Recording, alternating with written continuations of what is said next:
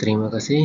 Pada kesempatan kali ini, saya akan menyampaikan materi tentang selective breeding dalam dunia aquaculture, khususnya peranan ilmu genetika. Ilmu genetika sendiri sangat mendukung perkembangan dunia aquaculture untuk meningkatkan performa produktivitas daripada komunitas-komunitas yang dibudidayakan, khususnya melalui proses selective breeding, pemuliaan, atau domestikasi. Meningkatkan atau memperkuat produktivitas performa dari komoditas perikanan budidaya melalui improvisasi atau pengembangan secara genetik adalah sesuatu yang perlu untuk dilakukan. Seperti kita ketahui bahwa mayoritas ikan yang dibudidayakan dunia didasarkan atas strain-strain yang belum diimprovisasi. Sebagian besar adalah hasil eksploitasi di alam, baik indukan maupun untuk konsumsi. Hanya sekitar 10-20% yang merupakan hasil improvisasi genetik. Seperti yang kita ketahui, jika di udang ada sekian banyak jenis spesies yang dikembangkan yang memiliki kemajuan dalam bidang improvisasi genetik adalah udang fanami.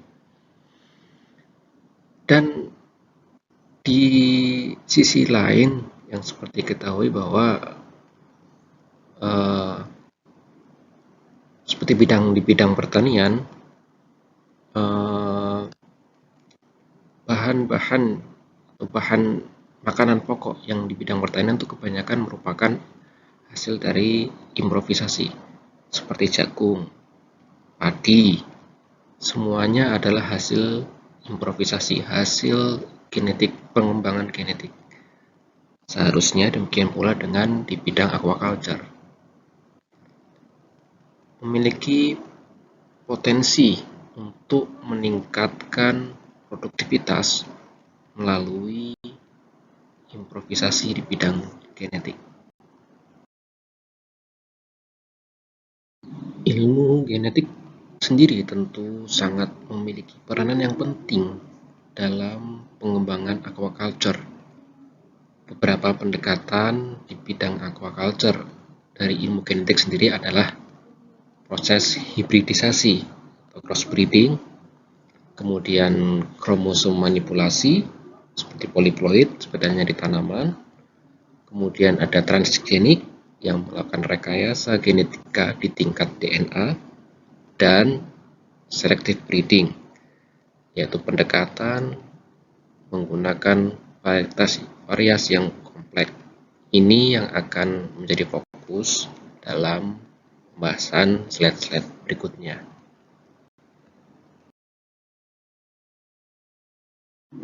Selective breeding sendiri adalah sebuah rangkaian siklus yang terus berulang, tidak terputus, berulang dan berulang.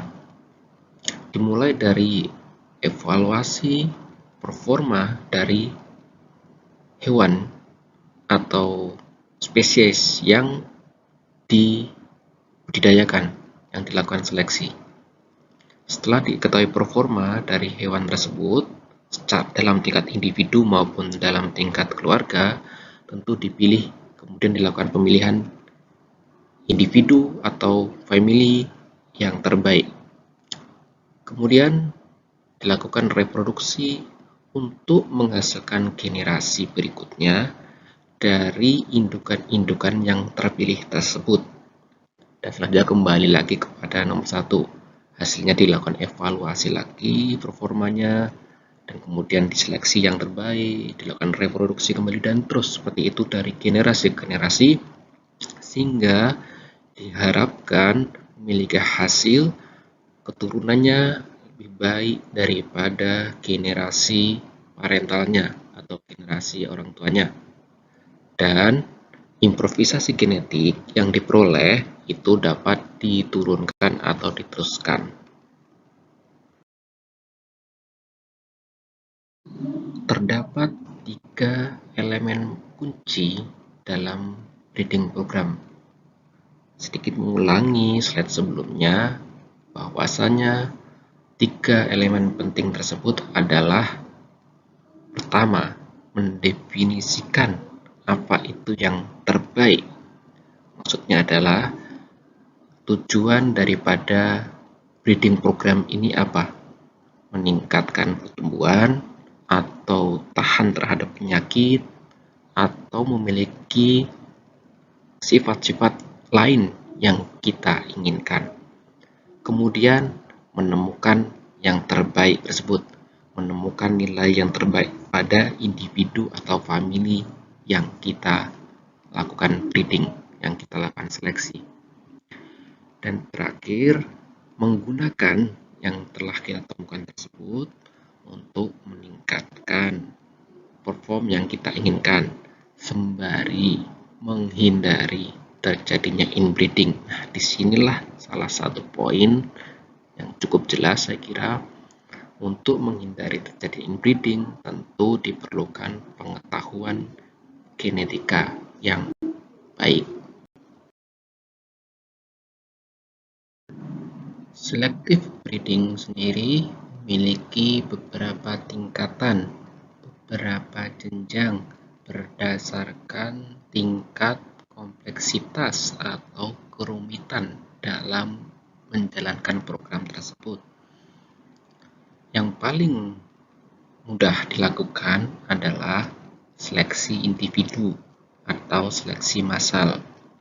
Seleksi ini hanya didasarkan pada pemilihan individu yang memiliki tingkatan atau memiliki pertumbuhan yang terbaik yang kita inginkan. Dipilih kemudian dijadikan indukan untuk menghasilkan generasi berikutnya. Tingkatan berikutnya adalah cohort selection atau seleksi berkelompok, pengelompokan. Ini berdasarkan kelompok-kelompok yang memiliki tingkat di atas kelompok yang lain. Kemudian adalah family selection. Ini lebih rumit lagi, di mana berdasarkan family, jadi dibentuk family-family dan tiap family memiliki indukan yang sama. Nah, dari berbagai family tersebut dipilih family terbaik untuk dilanjutkan menghasilkan generasi berikutnya. Seleksi yang berikutnya adalah kombinasi antara beberapa metode. Dan terakhir yang paling rumit adalah menyertakan parameter-parameter genomics sebagai parameter untuk memilih yang terbaik. Program sendiri memiliki 6 atau bagian, yaitu yang pertama, mendefinisikan breeding goal atau tujuan dari breeding program. Yang kedua adalah data recording, seleksi kandidat yang akan digunakan sebagai indukan. Yang ketiga, estimasi nilai breeding berdasarkan parameter-parameter yang telah ditentukan sebelumnya. Kemudian yang keempat adalah mating design dengan individu yang telah diseleksi. Yang kelima, diseminasi progres genetiknya, yaitu mengukur hasil dari fenotip yang dihasilkan. Dan yang terakhir, yang keenam adalah melakukan evaluasi dari skema breedingnya. Apakah sudah sesuai, apakah bisa mencapai tujuan yang diinginkan. Dari keenam bagian tersebut, kita dapat melihat pentingnya peranan genetika. Contohnya, salah satunya adalah penggunaan marker genetik seperti mikrosatelit.